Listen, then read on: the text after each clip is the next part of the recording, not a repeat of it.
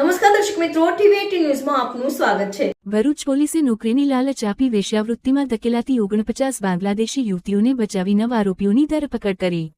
એસઆઈટીની કાર્યવાહીમાં અત્યાર સુધીમાં કુલ 70 બાંગ્લાદેશીઓને ભરૂચ જિલ્લામાં 13/12/2025 ના રોજ ઇમોરલ ટ્રાફિકિંગની કલમ 143 3-4 ત્યારબાદ આઈપીસી બીએનએસ ની કલમ 143 1D 1F 2 143 3 144 2 236 2 3 338 336 340 તથા 54 મુજબની કલમ હેઠળ ગુનો દાખલ થયેલ, જેમાં 11 જેટલી બાંગ્લાદેશી મહિલાઓને રેસ્ક્યુ કરવામાં આવેલ તથા 4 જેટલા આરોપીઓ, જે પૈકી 1 બાંગ્લાદેશી અને 3 ભારતીય વિરુદ્ધ ગુનો દાખલ કરવામાં આવેલ। ત્યારબાદ આ ગુના અંતર્ગત તેનું એમાં ઇમિગ્રેશન એન્ડ ફોરેનર્સ એક્ટની કલમનું પણ એડ કરવામાં આવેલ। આ અંતર્ગત ભરૂચ જિલ્લામાં તથા આજુબાજુમાં ક્યાંય પણ આ પ્રકારના બાંગ્લાદેશીનું આવાગમન હોય અને એના બાબતેનો જે ગુનો દાખલ થયો છે એ બાબતે સુપરવિઝન માટે મહેરબાન એસપી સાહેબ ભરૂચ દ્વારા એસઆઈટી નું ગઠન કરવામાં આવેલ તથા નાયબ પોલીસ અધિક્ષક અંકલેશ્વરને તેને સુપરવિઝન અર્થે એસઆઈટી અધ્યક્ષ બનાવવામાં આવેલ। તે અંતર્ગત એસઆઈટી ની કામગીરીના ભાગરૂપે અત્યાર સુધીમાં કુલ 70 જેટલી બાંગ્લાદેશી મહિલાઓ અને એને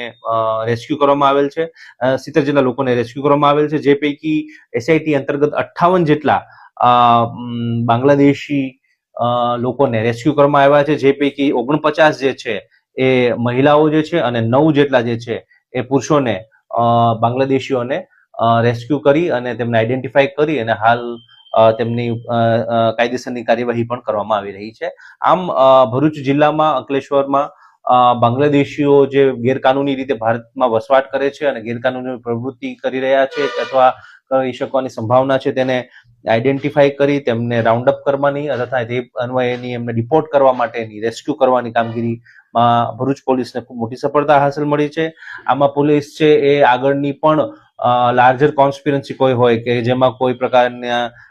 નાણાકીય લેવડ દેવડ કે અન્ય કોઈ ગેરકાનૂની પ્રવૃત્તિમાં આ લોકો ઈસમો સામેલ છે કે કેમ અને એ લોકોનું કોઈ નેટવર્ક છે કે નહીં તે બાબતેની પણ સઘન તપાસ પોલીસ કરી રહી છે અને ભવિષ્યમાં પણ ચાલુ છે। કેટલાક આરોપીઓ આમાં નાસ્તા ફરતા પણ છે, જેને પણ આગળ પોલીસ છે એ પકડવાની કોશિશ કરી રહી છે અને એ બાબતની તપાસ ચાલુ છે।